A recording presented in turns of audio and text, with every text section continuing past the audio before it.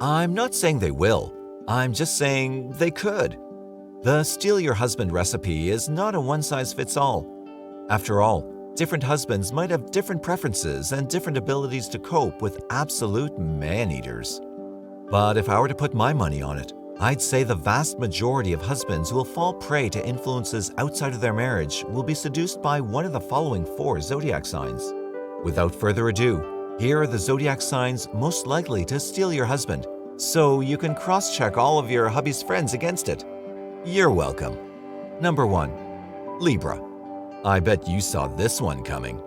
There are few husbands out there who can resist a determined Libra woman. In some cases, husbands will fall prey to her even if she's not putting any conscious effort into stealing them. She can't help it. She's just way too attractive. Ruled by Venus, these women are almost always the type you'd see on the catwalk during New York Fashion Week. As Libra revolves around balance, their faces are usually very symmetrical and compact with a plump, sensual body. And it certainly doesn't hurt that they're very friendly and sociable. You'll always see Libra flirting and joking around with everyone. That's how they have fun. The rest is history. But it's probably easy to see why you should keep Libras away from your chosen one. Number 2. Scorpio. While Libra excels as the girl next door in dire need of a rugged man to help around the house while she makes some lemonade, Scorpio is a different breed. These are the dark witches who will drive a man mad with lust. They have no shame when it comes to their wardrobe. And with bodies like theirs, who could blame them? These women are experts at the art of seduction and only need a furtive glance and a red lipstick mark on your husband's glass of wine to wreck your home. Just like Miley's proverbial wrecking ball. It's not uncommon for them to make a man fall madly in love with them before they even confess mutual feelings. The mysterious, sexy energy they exude is just off the charts. If a Scorpio woman has her eyes on your man, you can kiss him goodbye. But you can also revel in the thought that she'll probably eat his soul as soon as she's done with him. Number 3. Gemini.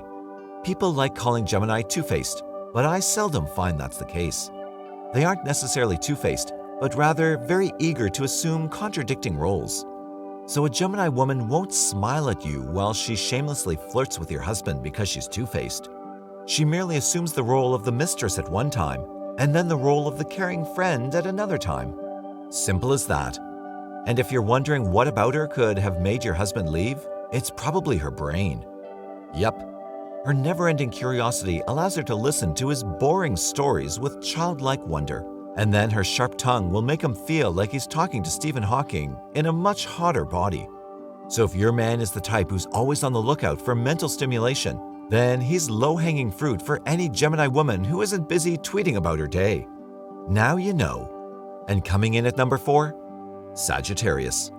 Many husbands have been taken aback with free-spirited Sagittarius women. So I'd be careful if your husband has one of those in his life. The Sagittarius woman wants nothing more than to roam, wild, free, uninhibited, and independent. She doesn't want to be tied down and have a bunch of kids. She wants to take pictures on top of the Taj Mahal and sleep under the stars. She wants to chant with monks in Tibet.